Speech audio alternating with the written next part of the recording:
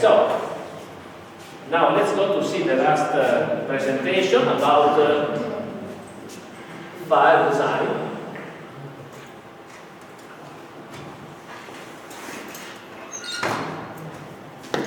So what we want to discuss today, this last 2 hours and a half, is to give you some basics about fire safety in timber buildings. So we will start from some general basics about fire safety, very basics, if you don't have time, and then we will see specifically for timber buildings what we should be doing. So we will start talking about prescriptive versus performance-based building codes. Then fire behavior with respect to timber mostly. Well, we will do an introduction talking about pre-flashover fires, post-flashover fires, and then fire resistance. So light frame timber buildings, heavy timber construction, so cross-gun basically. Just a little bit about connections. Last year I spoke more about connections, but this year we are a bit late, also because this year we spend more time, since we have done this course in English, and also because we spend more time on the project, which in our opinion is better, the project with single stories. And then some concept for design for fire according to Euro Code 5. Last but not least, a work example of fire-based design. So we will take again this blue lambing that we designed, if you remember at the very beginning of the course, and we'll just add one more verification, which is the verification of the resistance in fire conditions. Now, there is a huge difference between what we call prescriptive codes and performance-based codes. Prescriptive codes are the typical Italian regulation when it comes to fire resistance. So if you I don't know if any of you have already seen, ever seen some Italian regulation, for example, when it comes to do a fire design of a school. The regulation said this school must, in the school, for example, all the ingress system should be made by non-combustible material. Then they said maximum size of compartment 500 square meters. Then they say the division between one part and the other, ray 60. So this is what we call prescriptive code. So the code gives a list of things that you have to comply, and you have no chance to make any exception about this. Okay? So those are called prescriptive codes. So how buildings are constructed, not how they perform, because they don't ask you to do a performance check. You do just a checklist.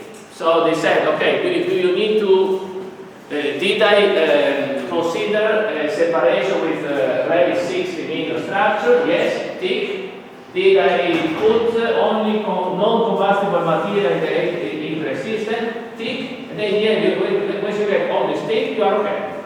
Nobody is going to ask you the actual performance of this building. So this is what we call prescriptive code. Of course, when it comes to prescriptive code, there is a discrimination against timber. Why? Because timber is combustible material. So just when it comes to ingress system, so il sistema di via di fuga, if they tell you cannot use combustible material, it's clear that you cannot use timber. Okay, so this is one of the problems. Performance-based codes, many modern design codes, not yet in Italy, now we now start introducing also performance-based codes, but particularly, I would say, abroad, in New Zealand, in other countries, in performance-based codes, objectives are stated. What does it mean? They don't tell you that, like before, you need to use non-combustible material. Just tell you that, for example, you need to make sure that the probability of collapse due to fire in a building shall be less than a certain limit. Then it's your responsibility as a designer to achieve this objective.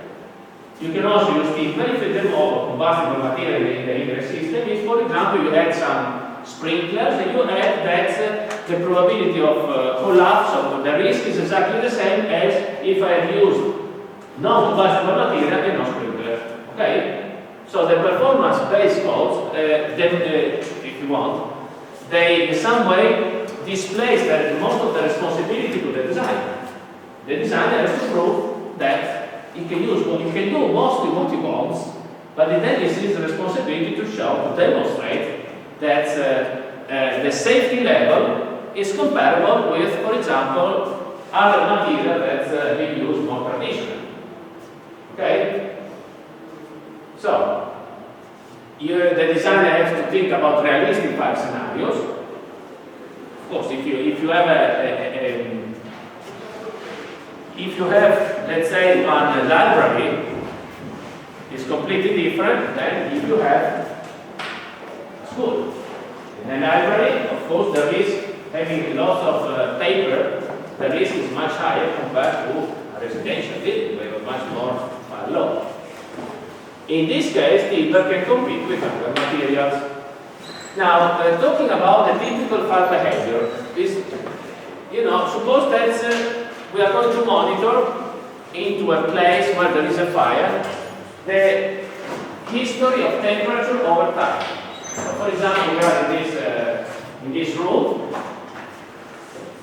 Someone at a certain point throw like a cigarette inside this bin there. Maybe the bin is full of paper. So initially, you see, of course, the temperature is the ambient temperature. Then we have what we call ignition. So this cigarette, put in this bin here, ignite the paper. And the paper starts making some flames. Okay? And then you see the temperature is going to increase. This increase, of course, then depends on what there is around this bin here. If there is nothing of combustible, probably it will just get some flame and then everything will be finished there. But if around this there are, for example, some paperwork, if you are in an office building, there are some other paper and so on, at a certain point, this ignition may extend to all combustible materials. And then you see we get what we call the growth phase. So the fire is going to grow. The temperature is going, at a certain point, you see to increase almost vertically. This is when we reach what we call flashover. The flashover is this phenomenon where the temperature peaks from 30, 40, 50 degrees to 300, 400, 500, 600 degrees. Of course, we can save a human life only up to this point. Because until to 30, 40 degrees, we can save a human life. When the temperature goes to 100 degrees, there is no way that we can save a person. So, we go from the growth phase to the burning phase. Burning means that everything which is inside in this room is going to burn. So if you have a bench like this, for sure it's going to burn because it's made from wood-based material, so everything is going to burn. But again, in this burning phase, we're talking about 600, 700 Celsius degrees. So if one person by mistake is left here, there is no way at the end we will just get some charcoal out of this person, nothing more, because the temperature is so high that there is no way we can save any human life. And then at the end, when everything is burned, we have the decay phase. So the temperature again is going to decrease because all the combustible material have burned. Okay? So this is the typical temperature time curve of a fire. So we distinguish between pre-flashover phase and post-flashover phase. The pre-flashover phase is the only phase where we can save a human life. In the pre-flashover phase, what counts more is not the real, what we call fire resistance, but what we call reaction to fire. In this phase, in fact, it's not so important, for example, to know what is the value of the fire log here. It's more important to make sure that this small flame here cannot spread around. You can understand it's different to have, for example, here a flooring made of non-combustible material or a flooring made of combustible material. If you have a flooring made of wood, this flame may ignite the wood. And then the wood may transfer all this flame up to the benches where there are more and more fire logs. So for this phase here, it's important to use materials that have a bad reaction to fire. So reaction to fire in some way is the degree of combustibility of a material. Material like wood is very combustible, but also this, if I treat with different substances, I can in some way reduce the ignitability of the wood. So the wood will ignite, but not immediately. It will ignite after some time. Okay, so the ignition will be more difficult. So for this reason, there are different classes of reaction to fire. For example, what is called linoleum, it can ignite. This kind of this kind of flooring here, of course, probably is a reaction to fire class 0, so it does not ignite at all. Instead, when it comes to this other phase, post-flashover, here we talk about fire resistance. So when we talk about structure, fire resistance of structure, we think about a structure that can withstand the load, the design load, without during a fire, without failing during a fire. So the fire resistance is important when we have this post-flashover fire, when everything is going to basically ignite and to burn. So, pre-flashover fire safety. Sprinklers are excellent. So those are sprinklers because, of course, suppose here we start displaying. If you have a sprinkler, so a heat detector connected to a sprinkler, the sprinkler can spray some water, and this flame can avoid the ignition of. We can stop the ignition basically. The problem is that we cannot always completely rely on sprinkler because we may have a problem. So the sprinkler may not work, but for sure they are an excellent fire detection element. Also the fire detectors are great. So some kind of heat detector that detects the fact that, for example, some heat is produced, and then they either start the sprinkler, or at least they are connected to some emergency noise in order to make sure that the occupant can go outside the building. So, pre-flashover fire safety, the main fire load is the contents, not the structure. Of course, wall and ceiling linings are very important for ignitability, flame spread, heat release, and smoke produced. So for the reaction to fire test, there are some kind of tests here. This is not really so important for us. It's more important for who study fire safety. So basically with this test method, you can in some way investigate the degree of combustibility, so the reaction to fire class of your material. So, when it comes to post-flashover fire safety, so after that we'll go through this flashover, so all the environment is full of smoke and heat and the temperature is very high. In this case, how do we need to work in order to reduce the effect of the fire?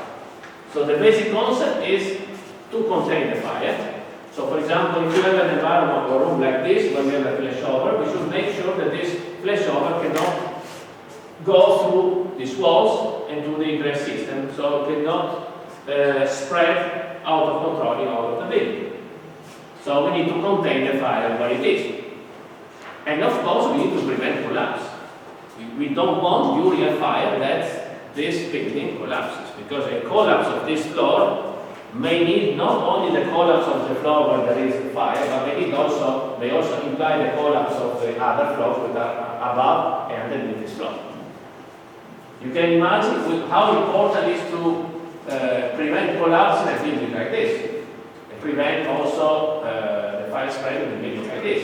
Because if you get, for example, somewhere here, the whole floor, you get a flashover here, it means that all the people that are above cannot escape. Because here again, we're talking about 600, 700 Celsius degrees. So there is no way that one person can just move throughout here. So it's important to do some tests and to assess what we call fire resistance rating. What is the fire resistance rating? It's basically the amount of time that one member can in some way contain the fire when subjected to a certain type of fire. So fire resistance rating is the time that a member can in some way resist to the fire, to a certain type of fire, which is a standard fire, as you will see. In order to assess this property, we usually do some full-size fire resistance test. So you can see here, this picture here shows this is a vertical furnace. So on the other side of this wall here, there are some elements that can produce a fire. So basically, inside here, out of this hole, there are some flames that can produce a fire. Now, on this side of the furnace is covered with a structural member that we want to test, or also no structural member. So this, at the end, during the test, this is completely covered by this member. Then the fire starts on the opposite side, and then we measure how long does it take for the smoke, for example, to come outside our structural member, or for the heat to come outside. Or we may apply a load on this wall, and we measure how time does it take for this load to fail the structural member itself. The fire resistance can also be assessed by calculation. This is what we want to see today. There are some simple methods to calculate the fire resistance of a particular member. So we said before, fire protection engineering is based on fire resistance, which is the limitation of the fire spread by assuring for a certain time of exposure to a fire, the load carrying capacity of the structure. So in other words, when we talk about fire resistance rating, we consider, as I said before, a maximum time of exposure to a certain fire during which the load carrying capacity of the structure, which is the mechanical resistance stability R, should be kept. So, for example, R60 means that this steel exposed to 60 minutes to a standard fire will not collapse. Then we have another important function, which is the separating factor of walls and floors, which is the requirement of integrity and insulation. So we would say that this wall has a fire resistance of, let's say, E60 if during 60 minutes of exposure to a fire, it prevents the smoke flow through the wall itself. So it won't transmit any smoke on the other side. And it will have a fire resistance of I60, where I is insulation, if for 60 minutes the temperature on the opposite side of the wall would be within 30 degrees, for example. Okay?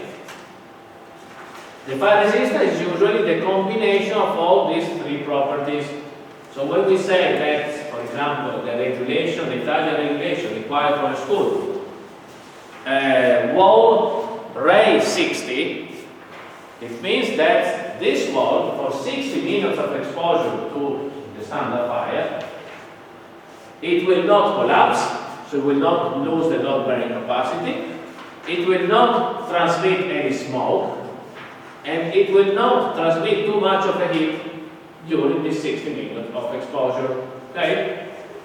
If instead array 120 minutes is required, it means that all this property will have to be kept for at least 120 minutes of exposure to a certain fire.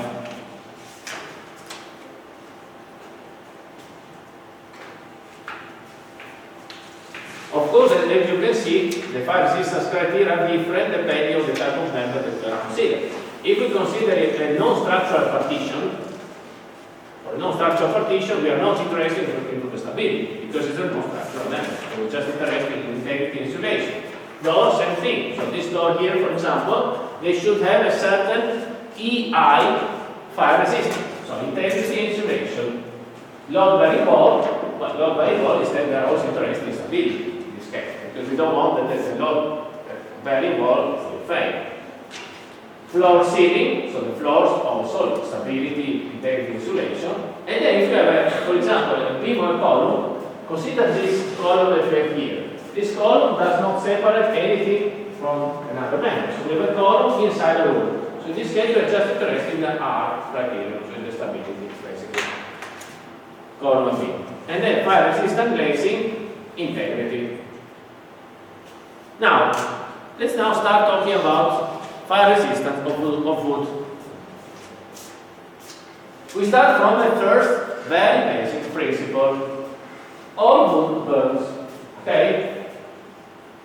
I know that there are some advertisements on the internet of some enterprises which promise to develop products that can make your wood non-combustible. So, not burning. This is not possible. So the only thing we can do, we can delay the burning of wood. So we can delay the ignition. But it's not possible to have a wood which is not combustible. So just keep in mind, all wood burns. Then we have different type of wood structure, completely different. Light timber frame, where the main structural skeleton is made, if you remember, by 2 by 4, so 40 by 80, 40 by 90 millimeter members. In this case, the only way to get a sufficient fire resistance is to protect with gypsum or carton gesso. Then we have, in some way, we have to use what we call passive fire resistant insulation. So we encapsulate the structure, the combustible structure into some non-structural members which in some way protects the wood from direct exposure to the fire. They are thermally insulated in the air. Instead, if you have a heavy timber structure, so cross-lam, in this case we also blue-lam, we can calculate the triangle. So as you will see, we can achieve also a certain minimum fire resistance without the need to encapsulate the materials. And then we have the connections. The connection should be protected. The problem with the connection is not so much the wood, it's much more the steel members, because the steel members, as we already mentioned, they are heated by the fire, and since they are very good conductors, they will just conduct the fire inside the wood, and then we will have the destruction of our structure. So, light timber frame is this is what we are talking about. We can achieve here excellent fire resistance rating when protected by gypsum board, which means that our shear wall will be encapsulated inside 1 or 2 layers of gypsum plasterboard, so 1 or 2 layers of carton gesso, which should be fire rated. So when you buy a gypsum plasterboard, you can buy normal gypsum plasterboard which doesn't have any specific fire resistance rating, or if you spend more money, you can get a panel which is sold to have a certain fire resistance rating. For example, EI60. So you are sure that if you use this 2 layer of 60 fire resistant rating gypsum plasterboard to encapsulate all the structure, then you don't have to do any fire resistance verification inside the structure, because the structure is already protected by this fire resistance rating. Okay? This is some concept completely different. Either I encapsulate my structure with fire resistant rating members, for example, gypsum plasterboard.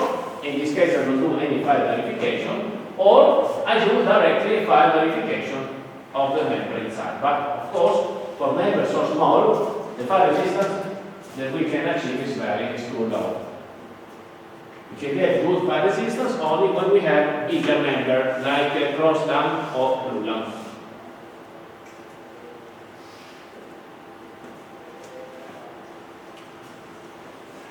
Very often, you see, we perform some experimental testing like this. So this is a fire resistant, this is a light frame timber wall with some fire resistant rated cladding. The fire is on the opposite side of the wall, and we measure the time needed in order to have the loss of the separating function and the loss of the insulating function. So you see on the opposite side, so this is outside, this is inside. Inside, after a certain time, We have the falling down of the cladding, and then we start, you see the charring of the wood starts. You can see that everything is black here.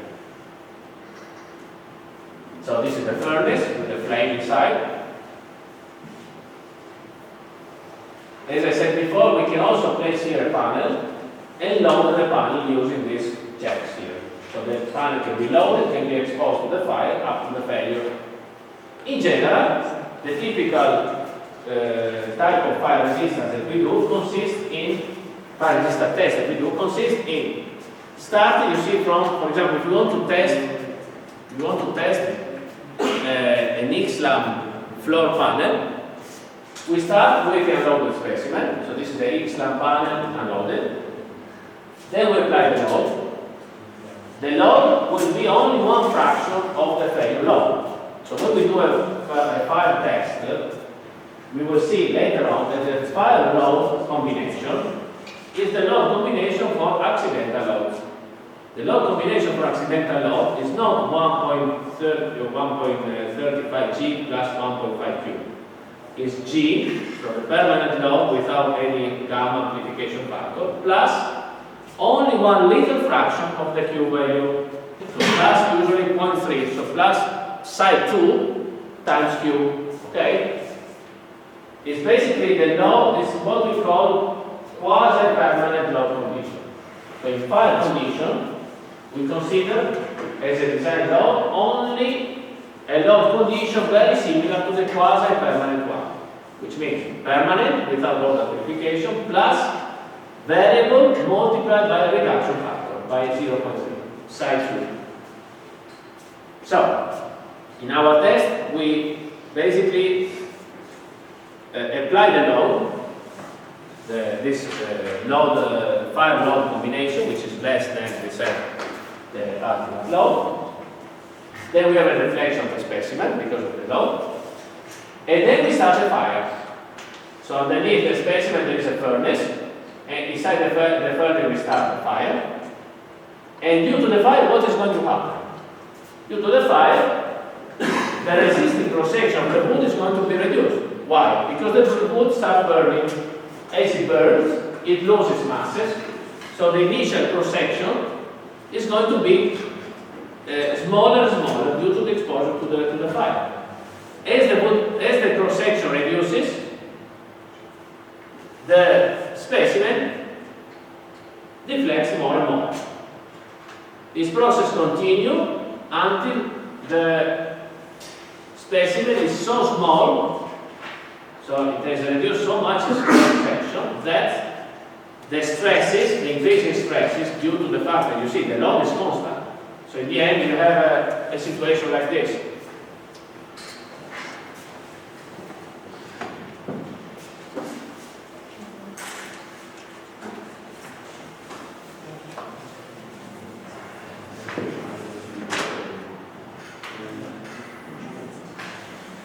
This is initial resisting cross-section.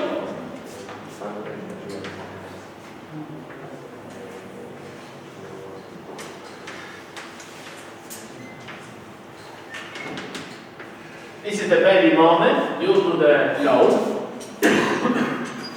During the fire, what's happened during the fire? During the fire, we have our cross-section is going to reduce more and more.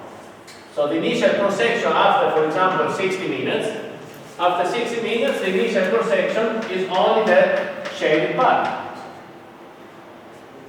Okay? Of course, the shaded part, on the same value of bending moment, sigma max is MED divided W section modulus. So, MED divided by, let's call this one B, and let's call this D.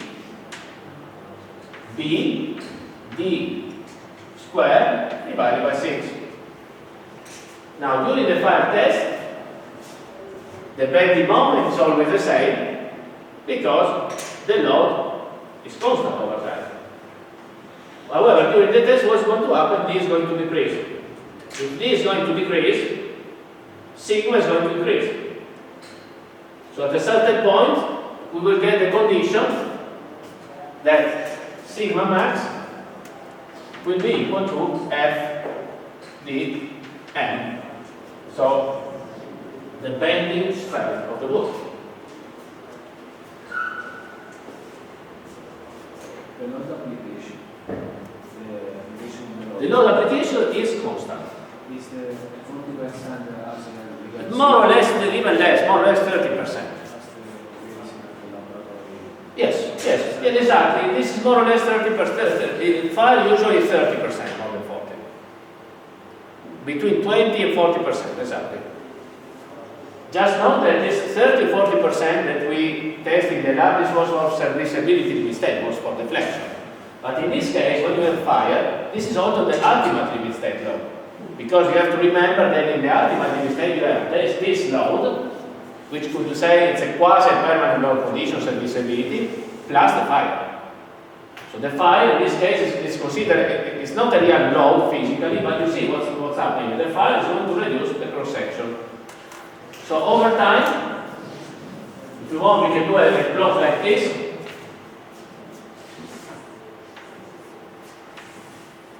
So this is M, bending moment, and this is time. Initially, we have, if I write down the resistive bending moment, MRD, MRD would be FMD, the design strength, bending condition, times W, which is B D squared divided by 6. So this is the initial value, MRD. But then you see, as time goes by, D is going to reduce. We will see that the thickness depends by the charring rate of wood, and the charring rate is almost constant.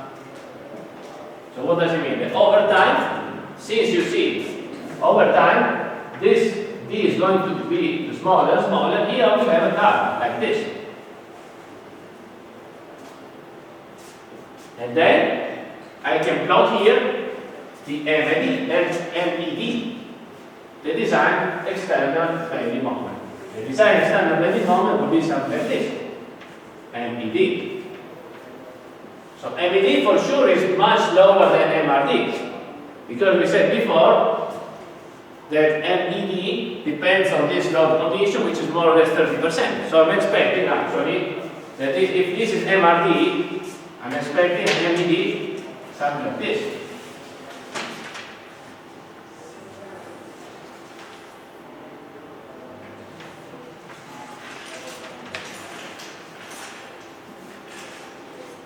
Okay?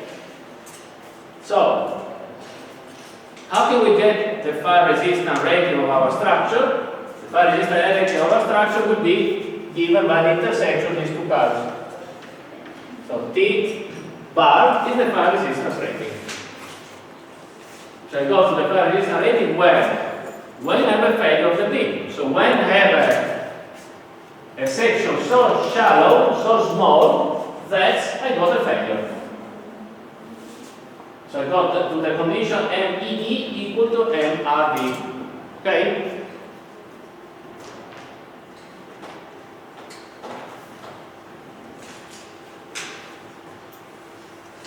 This is an example of a test. You see here this is a furnace, there is a fire underneath, then there is a floor. Above the floor there are these barrels of water to apply the load. And this is at the end of the test. Other tests, beams, glular beams that are cantilevered here with some blocks to apply load, and again the fire underneath. This was a fire which occurred in New Zealand. There was a warehouse where there was this fire. In this warehouse there was also, which you see, the structure is made of steel. So this was the end of the fire, so everything was destroyed. And you see on the opposite side there was this, actually the partition here was made of timber. it is only the partition, light frame timber wall with gypsum plasterboard. So on this side you see the plasterboard, the gypsum plasterboard just failed. On the opposite side there was hardly any sign of fire, so this was in the end performed well, and you can see that the fire didn't go through this wall. In general, these tests are carried out, as I said before, for what is called standard eyes of fire. So the standard eyes of fire is a curve that has a certain equation. It starts very you see, with a tangent very steep, and then it gradually decreases up to anyway value of 800 degrees. So you see that after 10 minutes, we are then after 7 minutes we are up to 600 degrees. After 30 minutes we are about 800 degrees. If you compare the curve of the actual eyes of fire with the curves showing the temperature of the real fires, so fires that are in some way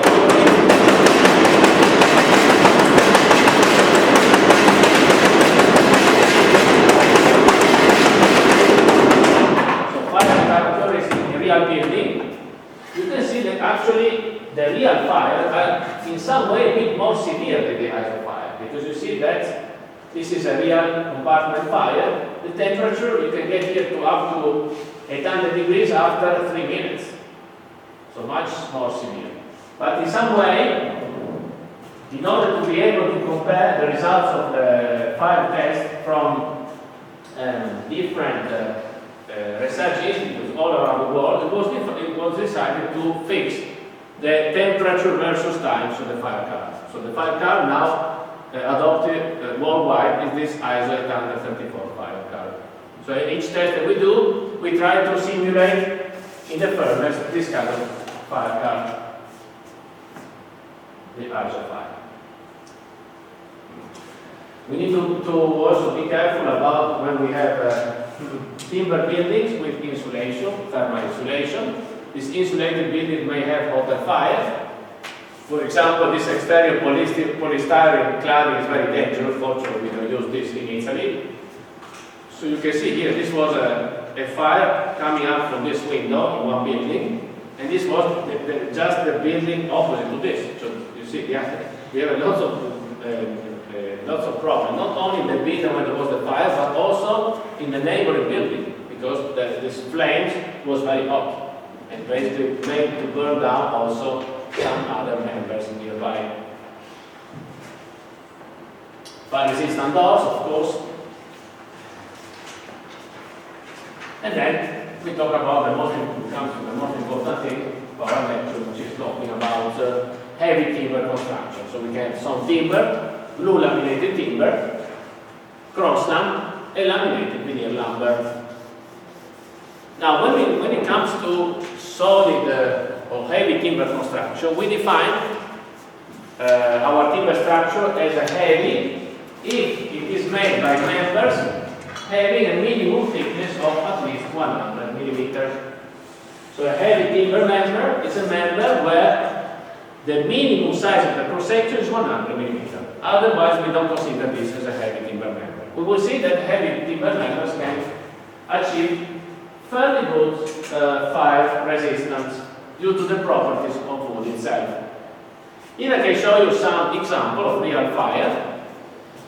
So this was a sport arena where there was a fire. The structure was made by this kind of carved blue laminated timber beams, and at the end of the fire, this was what happened. Of course, there was the purlins and all the other members, the cladding on top, they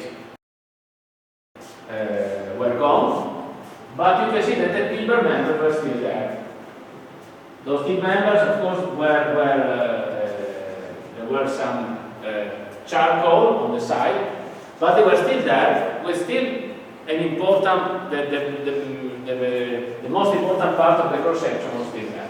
So those members here can be in some way retrofitted. They have to be cleaned in order to remove this charcoal. And then they can be perhaps strengthened using some other members of timber connected with fasteners to the timber itself. This was another fire here, where you can see the main members were still there, also here, even though they are a bit black. And this is one famous picture that was shown. This was a roof where the main structure was made of timber and the purlins were made of steel. So here at the end of the fire, the main beam, Brulan beam, was still there, while instead the purlins, they were still there, but of course completely deformed. In fact, one important thing always to keep in mind is that it is true that timber has a problem because it's a combustible material, so it may burn. On this respect, steel may be considered as bad because it doesn't burn. But on the other hand, steel, it's a very good conductor. So it takes just a few minutes to, just very little time, to basically for the steel to reach very high temperatures. While instead, timber itself is an insulating material, so it burns, but the inner part of the material are still at ambient temperature at the beginning because it's a very good insulator. So, for steel, the problem is that being a so good conductor, it takes very little time for the steel to increase its temperature, and above a certain level of temperature, above, for example, above 500 degrees, the steel members they lose all their stiffness and all their strength. So in the end, you see we have this kind of thing. So the steel loses its strength, and then when the temperature reduces in the cooling phase, the steel recovers the strength, but now it's too late because you see the recovery strength when it is the former shape, you cannot use it anymore. This was a very interesting test that was carried out in New Zealand to compare the performance of a timber beam with the performance of a steel beam. So this was basically a compartment in the countryside. Inside they created a fire. And here we have two beams. On one side, on the right hand side, there is a glulam beam. And on the right hand side, on the left hand side, there is a steel beam. So glulam and steel. They were both designed for the same load, so they were loaded the same way. Then they started the fire. You can see here that the beam, the timber beam, is basically gets on fire here, while instead the steel beam not. This is towards the end of the test. Towards the end of the test, you see that the timber beam is still there, while the steel beam has basically failed because it reached this 500 degrees and then it lost all its stiffness and strength. So this is how the steel beam looked like at the end of the test. Instead, the timber beam was still straight. It loses a little bit of cross-section. So here, if you cut it, you see there is a part, the inner part of the timber beam is still has the same color, while the external part is getting burned, so it gets this kind of dark color. And then, by measuring the residual cross-section after the fire, we can calculate how much timber was lost during the fire. So, what is important is what we call charring rate. So the charring rate is basically the velocity that it takes for the timber to char. So there is a charring rate that's experimentally can be defined this way. So all the timber, you see, this is the charring depth versus the time during a fire. You can see with a good approximation, we may assume that the timber has a constant charring rate. What does it mean, constant charring rate? It means that we know, for example, that for each minute of exposure to the standard fire, we are going to lose 0.65 mm of wood. The charring rate, 0.65 mm per minute.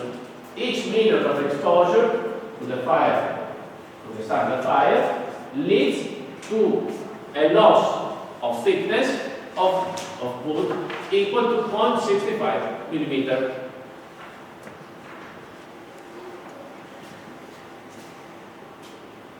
So in the end, if we know the charging rate, then you can understand it's very easy to do this calculation. Because if you know the charging rate, for example, I know that this is D char.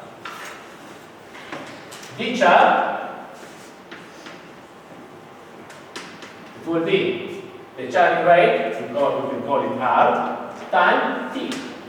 Where R, for example, is 0.80, what was the value? 0.65 millimeter per minute. Okay? So I know that after 1 minute, I will be here. After 2 minutes here, and so on. So it means that D will be equal to D0, so the initial D0 is the initial thickness of the member, so D0 minus R times T. Okay? Then in this formula that gives me MRD, I can replace, I can write down here FMD times B times D0 minus RT squared divided by 6.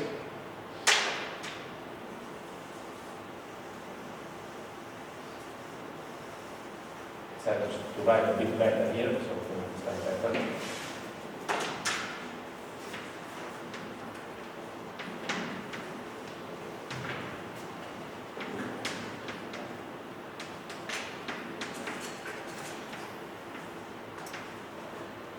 Okay.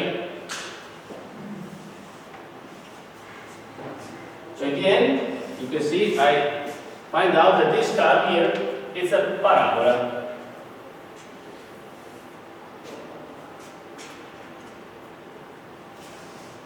So if I want to calculate the fire resistance, I just impose, you see that this MRD is equal to MED.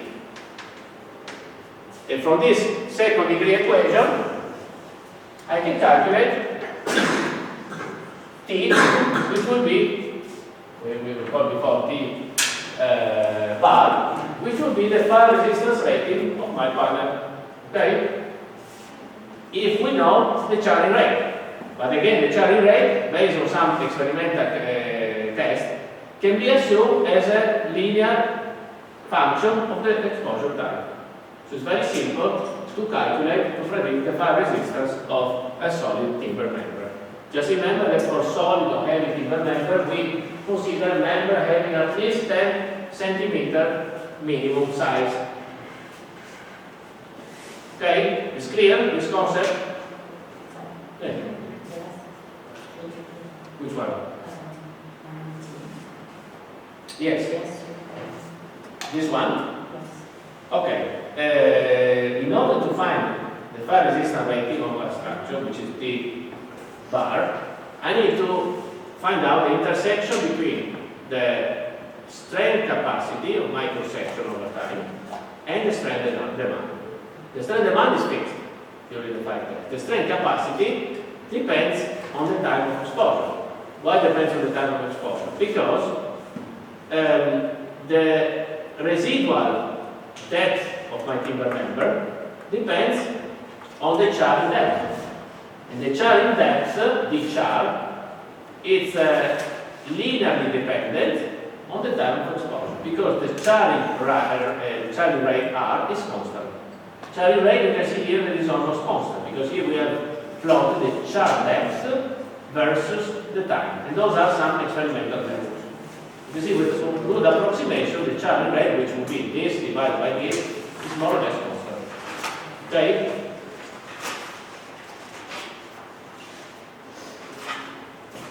Everything okay? Everything clear?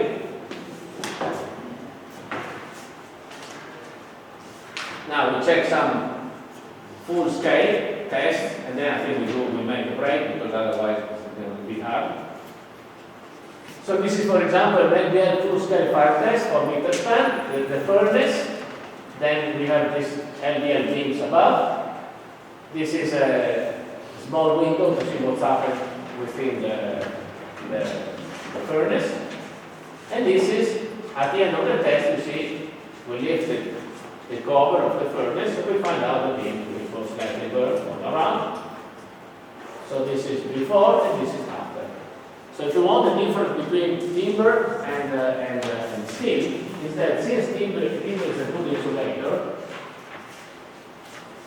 during the test you can see that the deflections are not very big. Then you can remove this charring part, and to get, and under the charring part, you can see that the wood is still it's still unchanged. It still has the same property, still has the same color as the normal wood, which did not undertake the fire. Of course, during the test, this is the trend of the deflection. So, as I said before, we leave a constant load and we monitor the deflection. The deflection initially, the increase in deflection is not very high. Then when we approach the failure, we have a very fast increase in the deflection and the failure itself. Now I can show you some tests that we performed here in Italy at CNR. I'm going to take down this because I cannot see anything.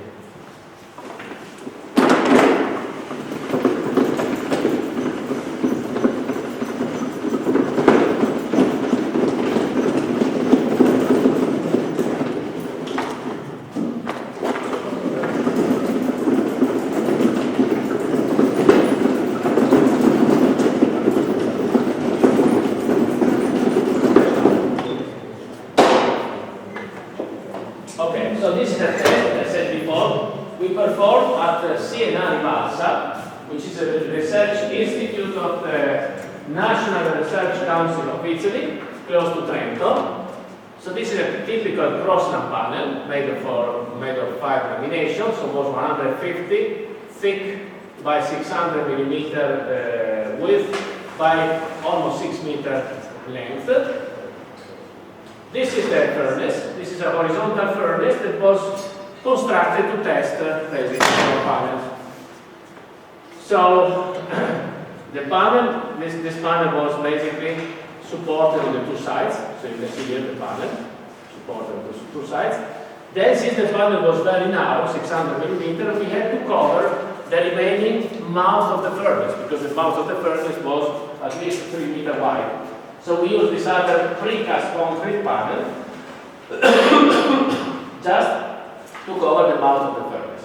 Then we loaded the cross-lamp panel with all these steel members in order to apply the G plus 0.3Q load. Okay, this kind of quasi-permanent load. And then we started the test. So the furnace started the fire underneath. During the test, you could see that the beam was going more and more down due to the fact that the panel had the cross-section reduced, and so the deflection increased. So this was towards the end of the test.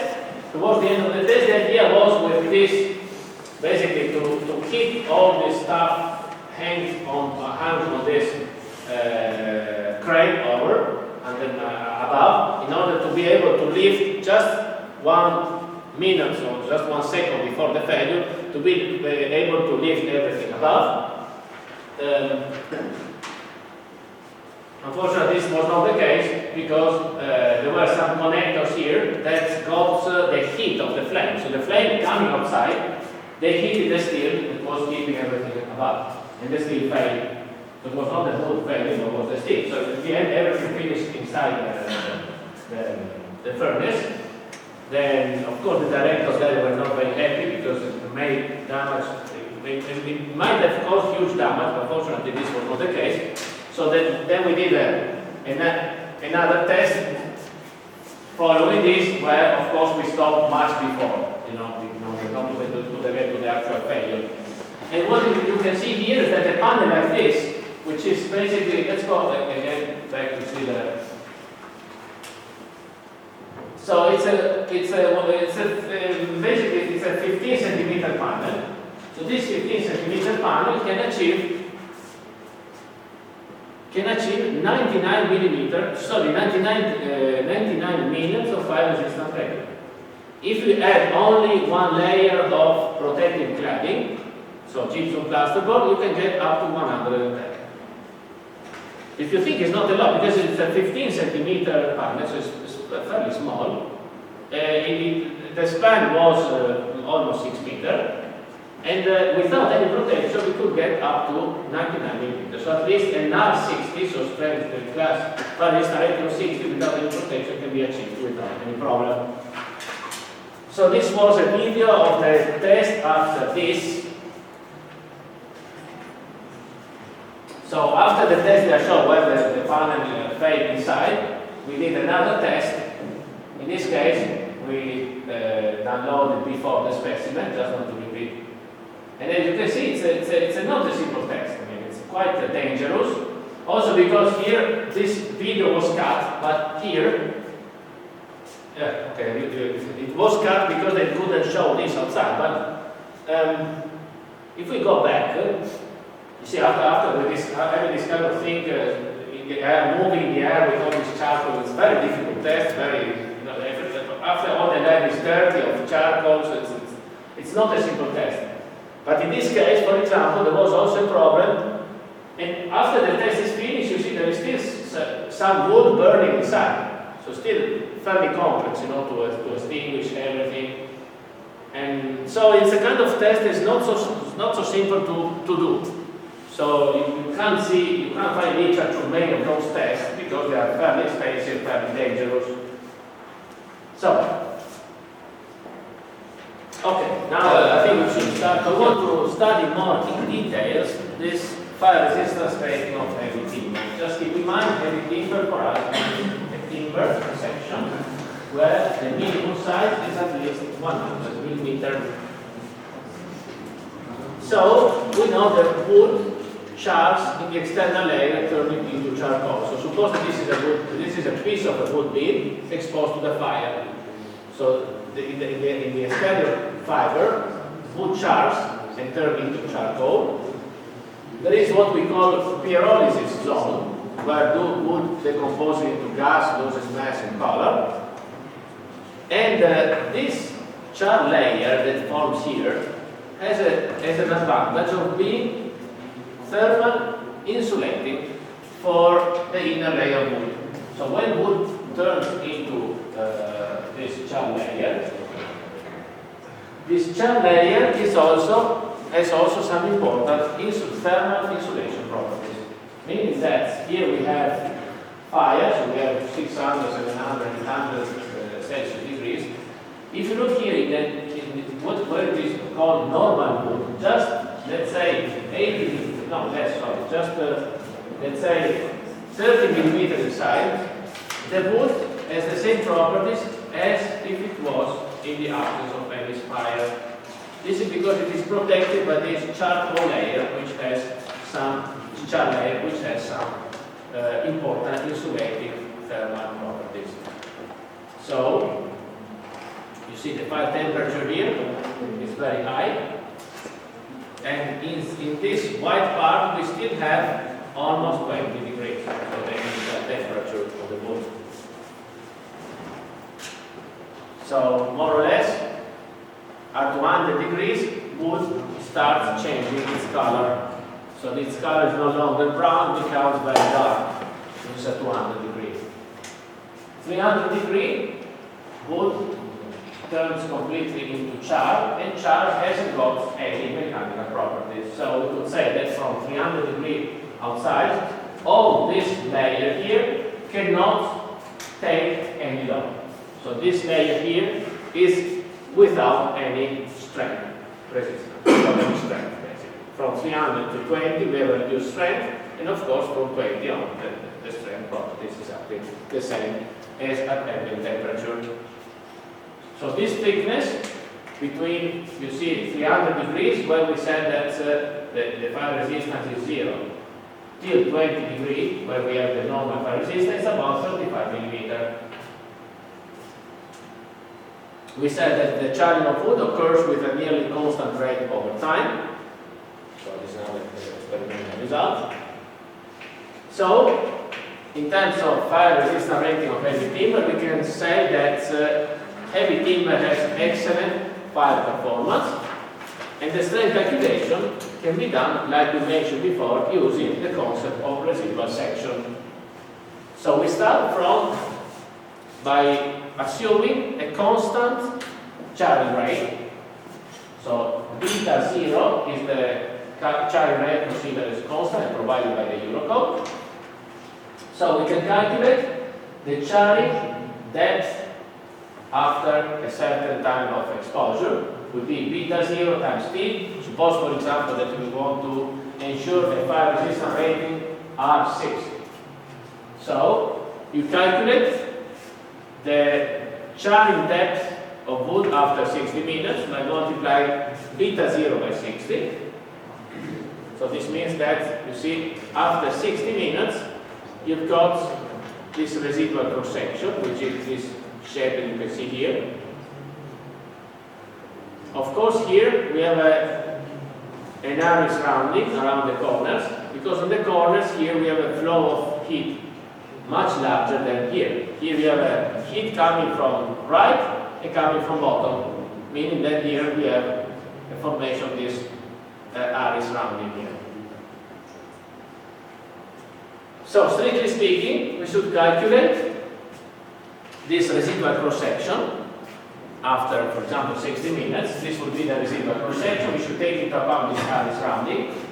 But by taking into account the area surrounding, it means that we cannot refer to the normal rectangular cross-section, so we need to calculate the section modulus for our bending verification using or considering a cross-section which is no longer rectangular but has this area surrounding. So it could be a bit complex, but at least we don't have simple formulas to calculate the section module of this cross-section. So for this reason, the regulation define another value of charring rate, beta n, slightly higher than the normal value, beta 0, to take into account also the area surrounding.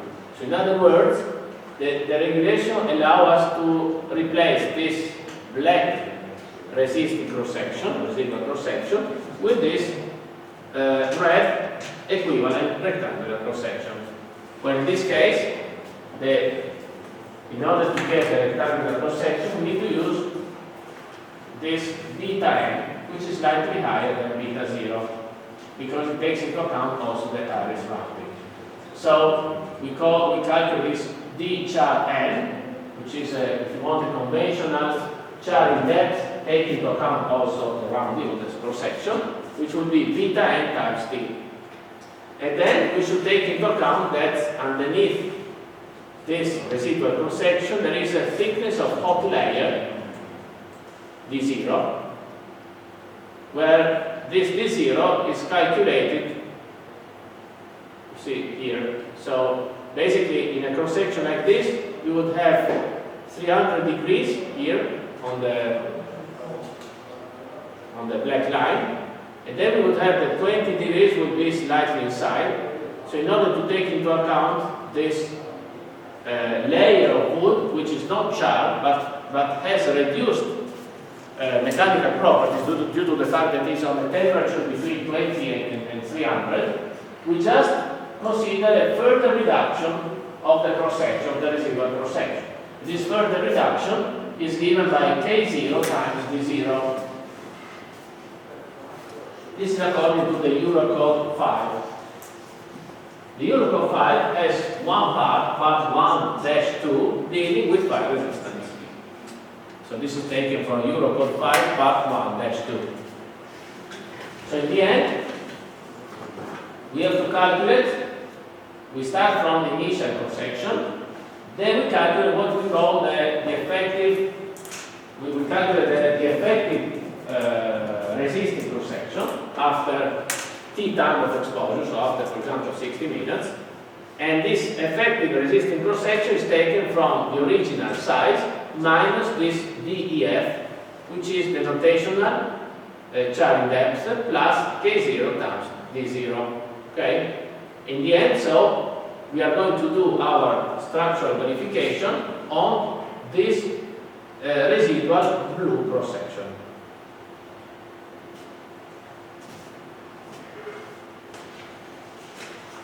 Now, if you take the provision from the Eurocode 5 part 1-2, we can read that it shall be verified for the required duration of fire exposure T, then EDFI,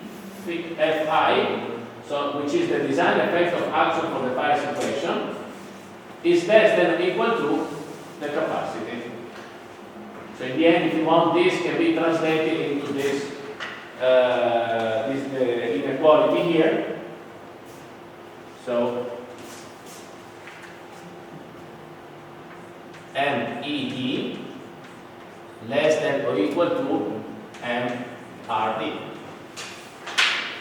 So the effect, the design effect of action for the fire situation, for example, the bending moment, shall be less than or equal to the design resistance in the fire situation, for example, the bending moment. Okay? We need to keep in mind that we need to make a reference to the load condition for fire verification, FR. So FR is this load combination in order to calculate the bending moment, demand, is the permanent action, plus AD, AD would be the fire action. The fire action is not a real load, in the end it implies a reduction in the cross section, plus the quasi-permanent value of the variable action. So each variable action is multiplied by the psi2 coefficient and sum together. This just summarizes what we just said before. So d char, the notational char in depth, is beta n times t, what we just said. And you can see that there is a table, providing the Eurocode 2, providing the design charge rates beta 0, beta n of timber, LVL, wood panel, and wood based panel. So for example, if we have blue laminated timber with a characteristic density of at least 190 kN per cubic meter, the beta n is 0.7. So we know that every minute we are going to lose 0.7 millimeters of cross section. Solid timber is 0.8. If you have LVL, it's 0.7 and so on. So we have this table providing the charring rate beta n that we need to calculate our char depth. The reduced cross section can then be calculated with this formula, just saw before, where D0 is constant equal to 7 millimeters, and K0 is 1 after 20 minutes and T over 20 before 20 minutes. Now, some more properties, some slight change.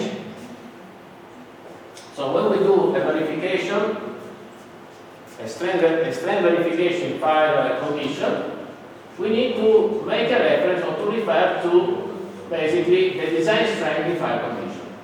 The design strength in fire condition, FD is calculated with the normal format, K-mod times F divided by gamma, with some differences though, because the K-mod this time is K-mod in fire condition. The K-mod in fire condition is written somewhere that is always assumed equal to 1. So the K-mod in fire condition basically disappears because the coefficient is equal to 1. Then gamma m in fire condition is equal to 1 as well.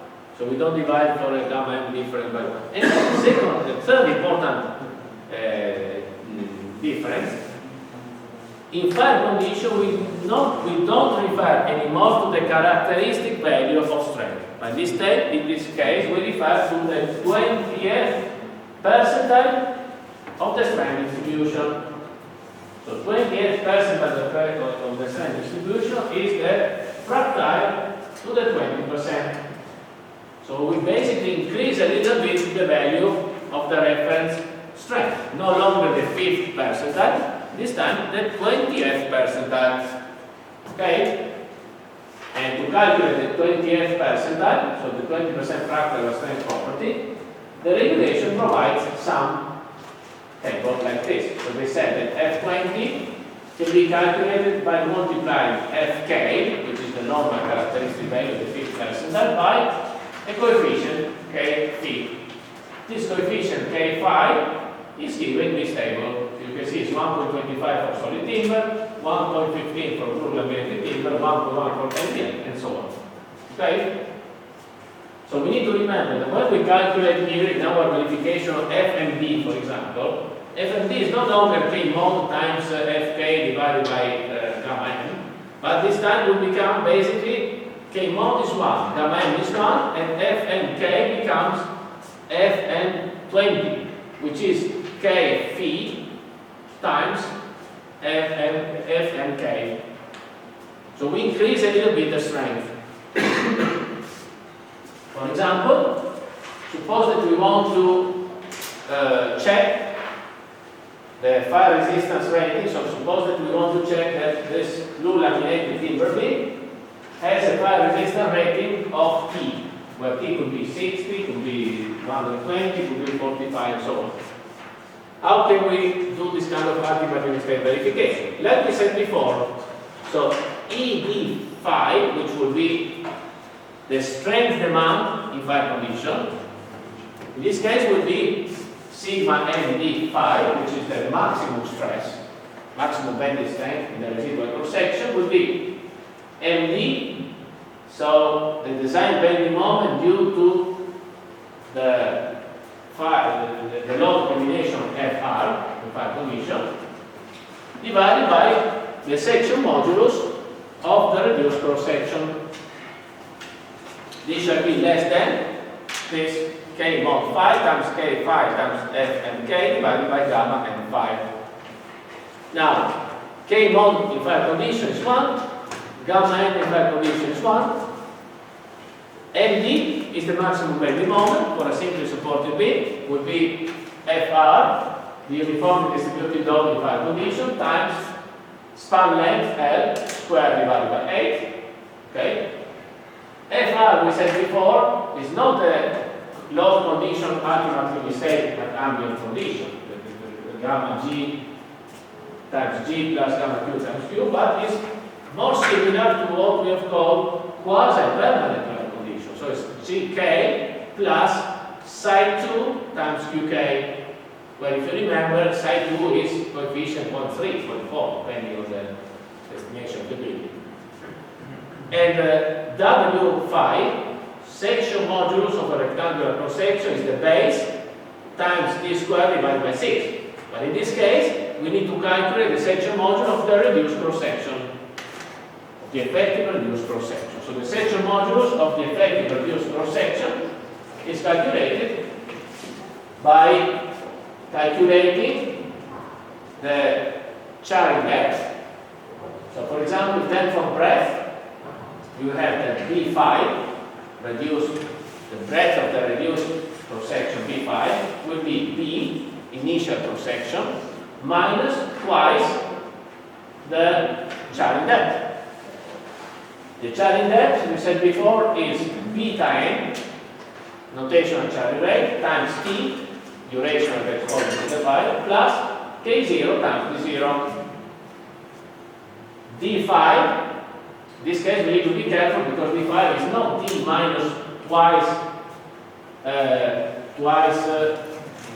the notational, so twice the charring depth. Because in this case, if you have a beam supporting something else, the fire will insist only on 3 sides of the beam.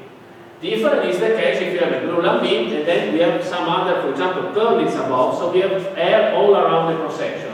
If you have air all around the cross section, then you need to consider also the charring of the top of the beam. Okay?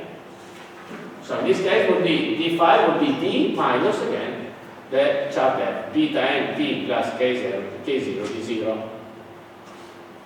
All the coefficients that you need to do this calculation are given in these tables here. Okay? So as you can see, the verification slightly is quite easy.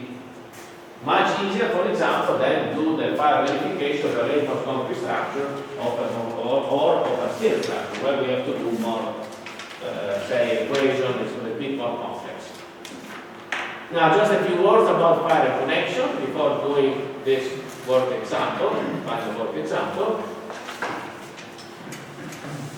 Connection in general, they have connection may have good fire resistance,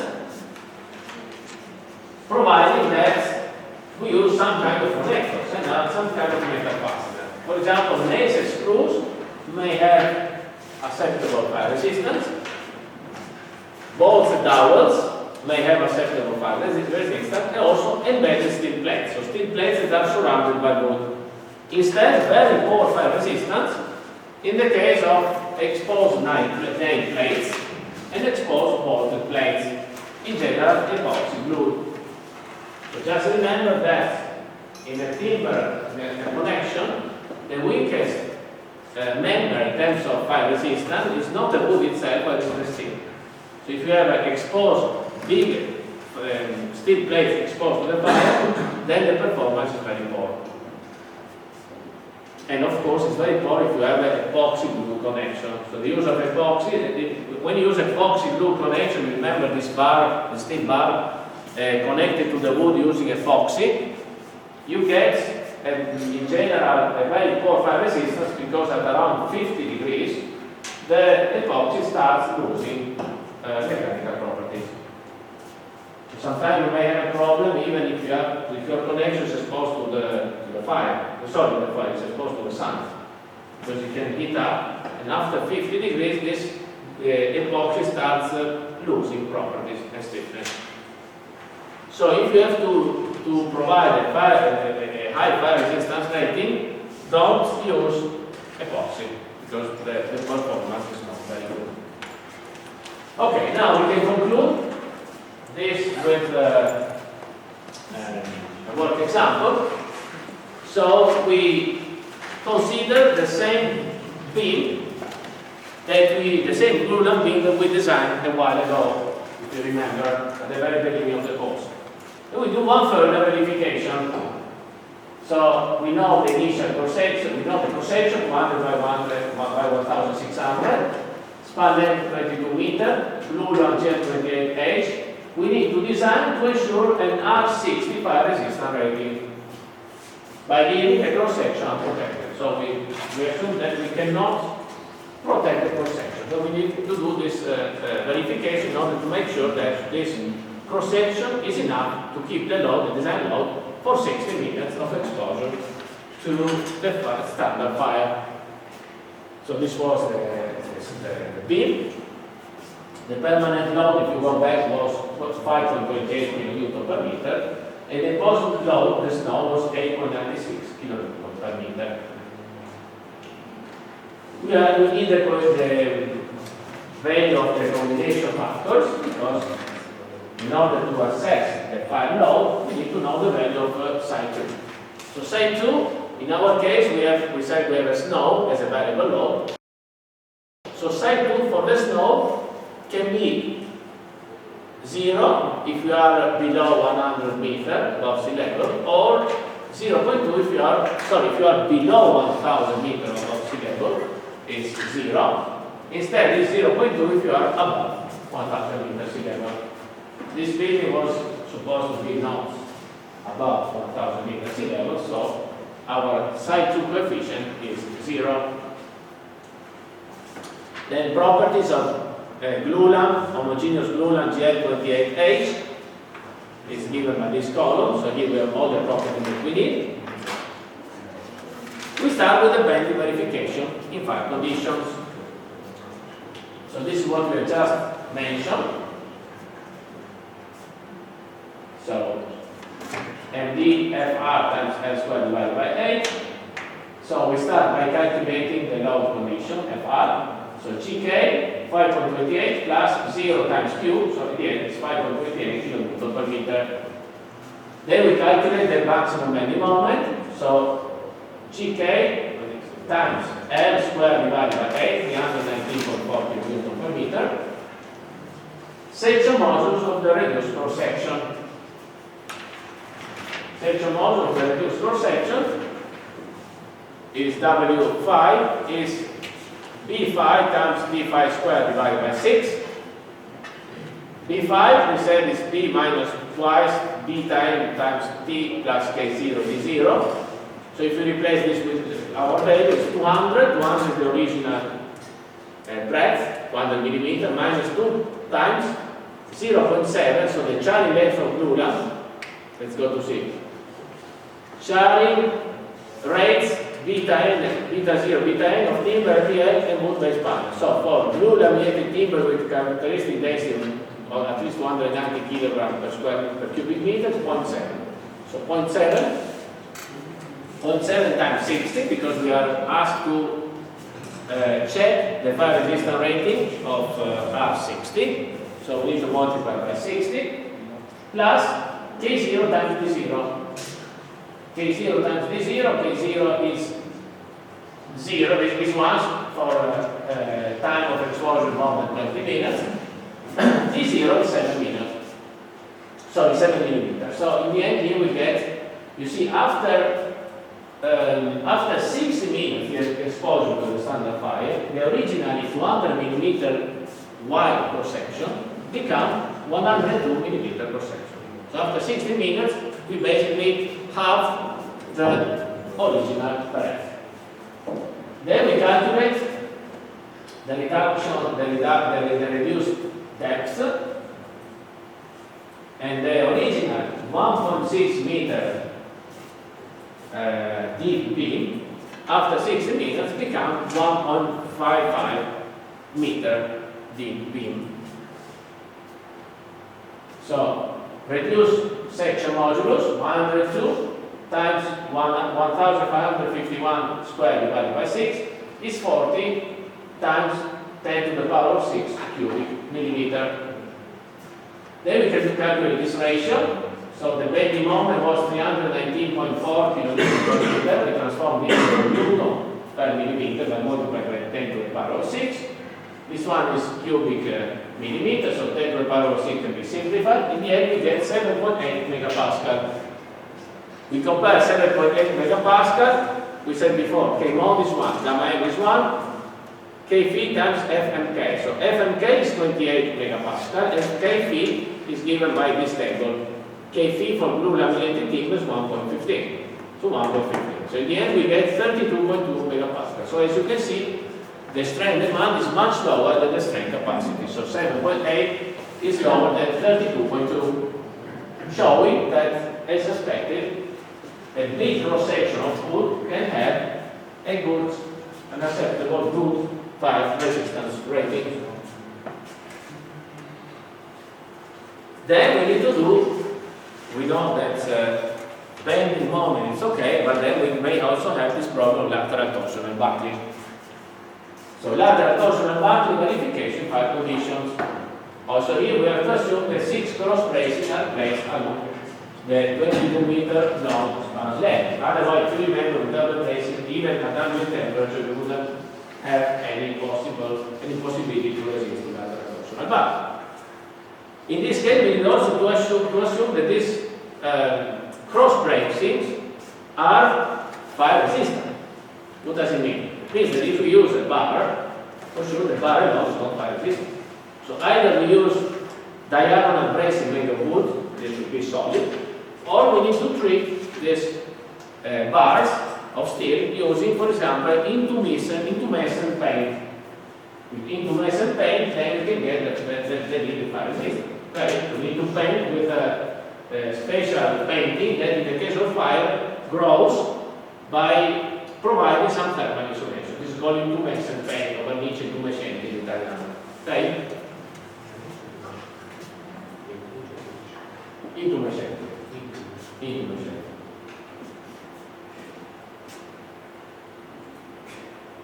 So, our length between the lateral restraint is L over 6, so 3.67 meter. We need to remember that in order to calculate the effective length, we need to take the one for constant bending moment, one because we're going to check the inner part.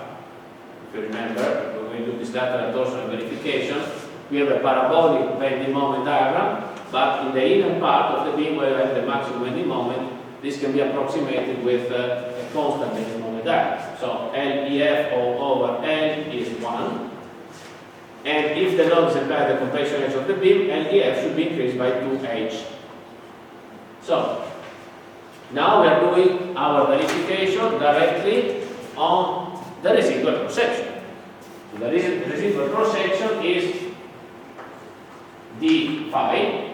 So it's so L we say is 22 over 6 plus 2 times the depth, which is 1.551. So I get the whole effective length, which is 5.22 meters.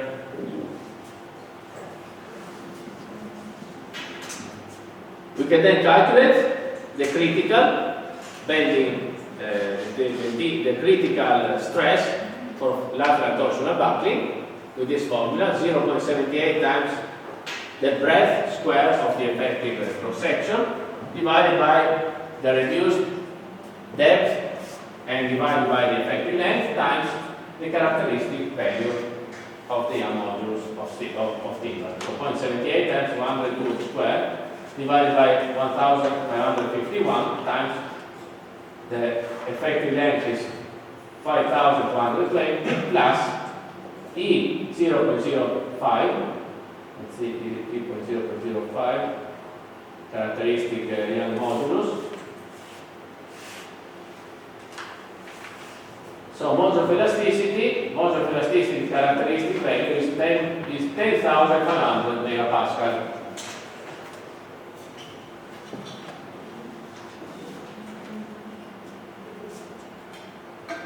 So times 10,500 megapascal, in the end we get 10.5 megapascal.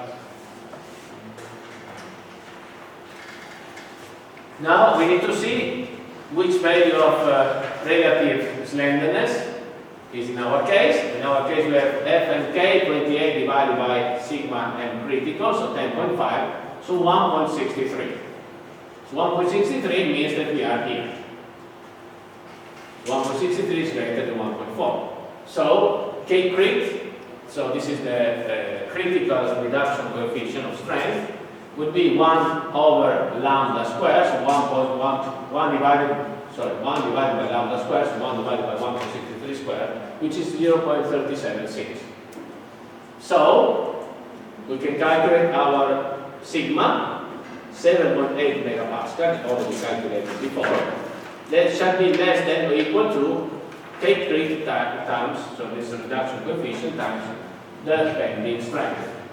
So 0.376 times 1 is so in the end we get 12.1 centimeters. So we can find that also the lateral torsional buckling verification is satisfied. So we get 7.8 less than 12.1. Just remember that in order to have this verification satisfied, our cross bracing should be fire resistant. So we can use just a bar without any protection, a steel bar without any protection. Then we need to do all the other verification, basically, as we said, the shear verification fire condition. Again, the shear load condition 5.28 kN per meter. So the maximum shear load is 528 times L over 2, so 28.1 kN. And then we can use the formula to check the shear stress. So design shear 3 over 2 times the shear due to the fire load divided by the effective reduced breadth times the effective depth. But the effective reduced breadth is K crit, this 2/3, this value 2/3 to allow for cracks, for blue lamp and some timber times d5. So if we replace these properties with the values, so 3 over 2 times 58.1 times 10 to the power of 3, we want to transform this from kilonewton to newtons. K crit is 2/3, d phi is 102, and d phi is 1551. So in the end, we get 0.83 megapascal. 0.383 megapascal shall be compared with this relationship here, where everything is 1 except this coefficient 1.15 times 3.5. So 4.03. As you can see, also this verification is satisfied. Last is the ultimate extent of bearing over the support in fire conditions. So basically we need to make sure that the compression perpendicular to the grain over the support shall be less than this value, this strength value.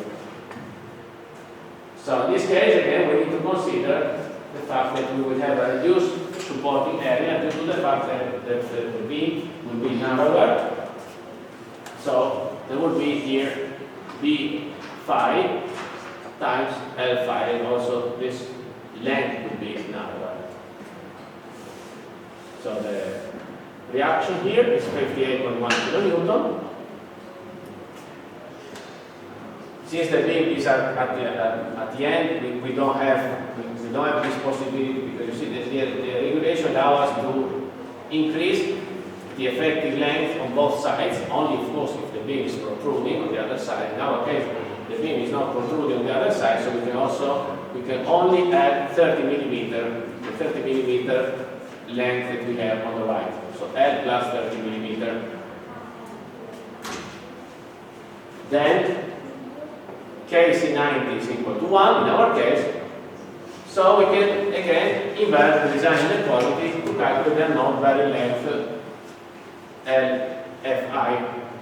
So restraint reaction divided by supporting area less than or equal to KC90 plus the design strength. Therefore, this is our unknown. L phi is the supporting area plus 30 greater than this condition.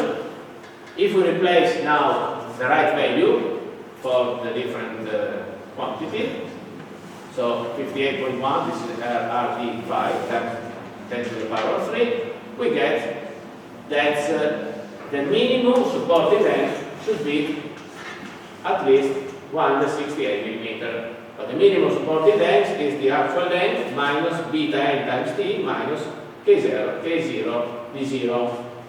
If we replace the value here, we get, you see, 168 plus this. So 217 is the minimum required length to avoid compression failure perpendicular to the grain, which is much less than the actual 656 millimeter that we need to avoid this compression at ambient temperature. So as you can see, for a beam like this, for a big beam, achieving a fire resistance rating of 60 meters is not really a problem. With 120 would have been different. With 120, probably the speed was too narrow, so we wouldn't be able to take a value of fire resistance rating up to 120 minutes. So conclusions in terms of fire resistance: avoid large bolt ceilings. So avoid in the sense that we should avoid having wood which is exposed on too big surfaces. Large sizes of solid timber, rural and MBL have excellent fire resistance, excellent in terms of R60. In most of the normal case, R60 is more than enough. However, when we go to multi-story buildings, particularly high-story buildings, schools and so on, then in this case the fire resistance rating required by the regulation may be also more, maybe R120. Light frame buildings should be protected with non-combustible sheet material, so they should be encapsulated. And some connections have poor fire resistance, like the one that we saw, like epoxy rods on end plates. So finally, we could say that timber buildings can have the same fire safety as any other materials with proper attention to design and detailing. So in general, just be aware that one of the main concerns of the client or people who are using timber is fire resistance. You just should be aware that we may achieve with timber the same fire resistance as with the other material. And the other thing, sometimes I was asked, I remember there was one radio transmission after this disaster that they had in California. Remember this bushfire? So they asked me about fire resistance. and they wanted from me an answer about which material has the best fire resistance. It's better timber, it's better steel, or it's better concrete. And yet we can't say that one material has a better fire resistance. Of course, steel and reinforced concrete are non-combustible, which is an advantage. Timber is combustible, which is a disadvantage. However, we saw before that steel is non-combustible, but it's very high. It has a very high conductivity. So the steel, in some way, it may be considered as worse than timber because it conducts immediately the heat, and as soon as it gets to 500 degrees, the steel is going to fail. Okay. Of course, if we talk about the fire resistance of a very small piece of timber, like construction 40 by 80 by 90, this fire resistance, this inherent fire resistance is zero. So in this case, we need really to encapsulate the timber using this passive fire protection. Reinforced concrete itself may be considered as the best because concrete is non-combustible. However, inside the concrete there is the steel. So that if we leave a too small copper, we may have a problem because the steel, as soon as we heat the steel, if we leave like a 30 millimeter only copper, it's very simple that the steel reinforcement will be heated, then we move the low carrying capacity, then again we have a pressure failure. Also, when then with concrete, we have another important phenomenon called spalling, which occurs mostly in high-performance concrete, where the water present inside the cement paste at a certain temperature may go directly, may in some way may make the cross-section to explode, really explode, because we have this transition directly from liquid to vapor. So it creates very high pressure, and then it can really make the cross-section to explode. So this problem of spalling is still under investigation. So in general, we can't say that one material is better than the other. For sure, if we have a very small timber cross-section, the only way to get some fire resistance is to encapsulate the material.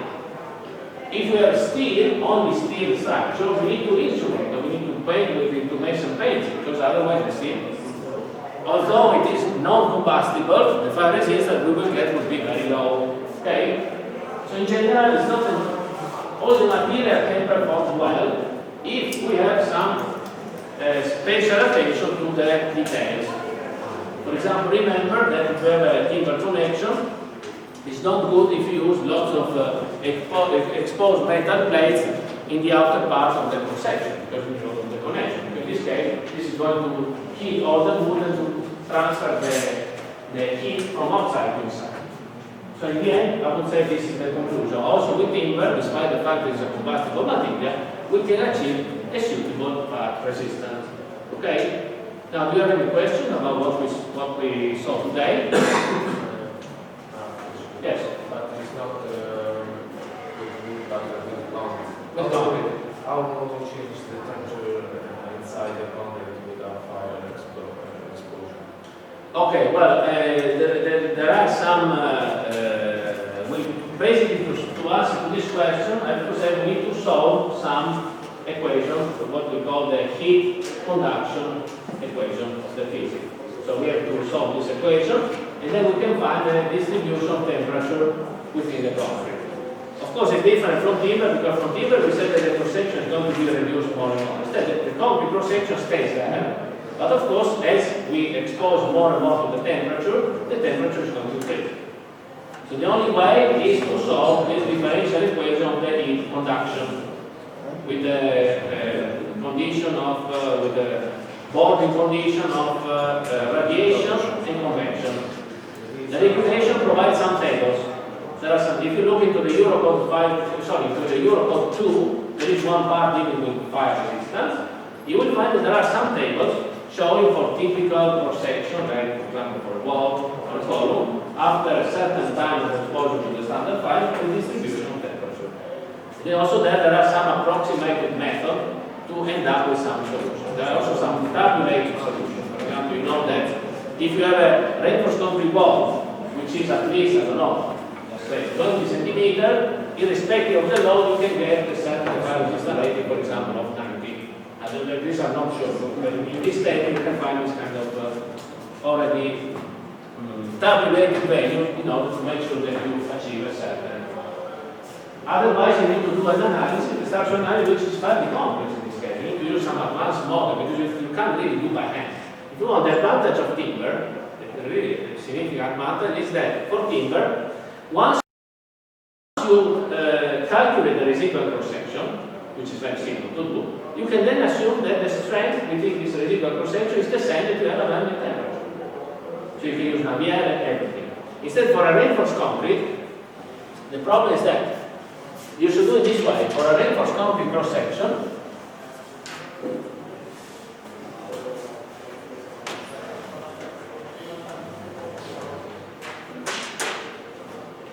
for example, this is the tip.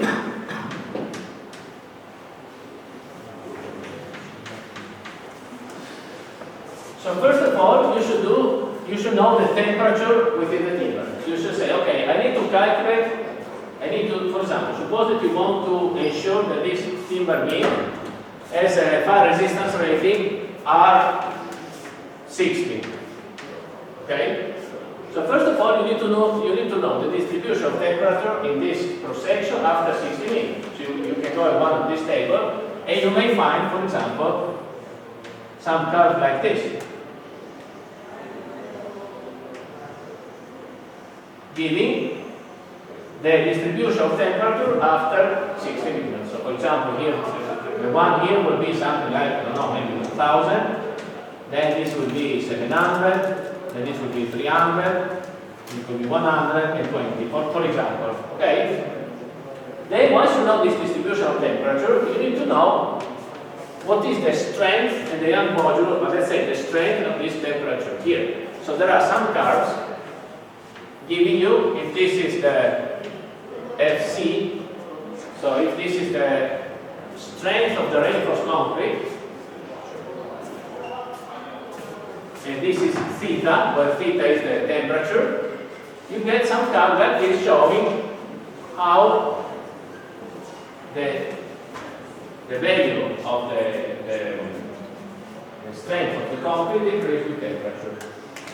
And then you should have a code, a funny element model, show where you know that for each small piece of the section, you know your theta, for example, here, what is the temperature here? Here the temperature is 300. So I go here, 300, then I get the FC of 300, okay? And then once you know this, then you can calculate over the cross-section the distribution of the stresses and compare with the bending moment demand. So it's a process a bit long that cannot be done by hand, which takes money. You have to have a software. But instead for timber, you can do with a good approximation by hand without this problem. Okay? Anyway, for reinforced concrete, there is a Eurocode provided with some maybe approximated solution and table, so you can also do some kind of approximate calculation. Other question?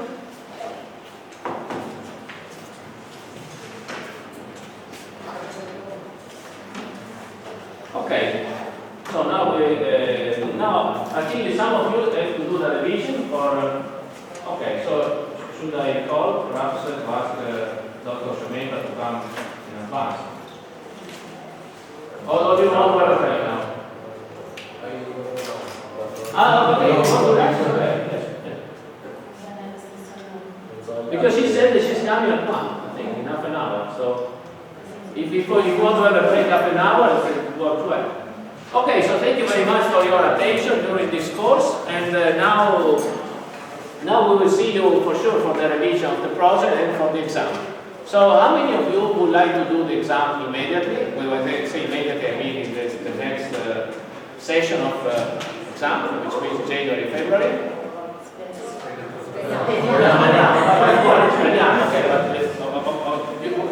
When are you going to do your exam, this exam here? In January. In January. All of you. Okay. And I think all of you want to do the exam immediately, right? Is there anyone who doesn't want to do the exam right now? Okay, this is good. Very good. Okay, I mean, if all of you would do the exam in May, it would be a good achievement because the reason why I moved this course, it used to be the second year, which for me was much better because of course you do more about Cycling and also Subject to Subject. But the problem was it was in parallel with another course called Progetto di Strutture, and no one was doing my project. All of the people were doing the other project because it was more the money and so on. Now this year, instead this is the only project, apparently except the other small activities to do with the. So it's good that you have done the project and you do the exam in May. That's the solution, of course, for me. Okay, thank you very much for your attention and we'll see you at the exam.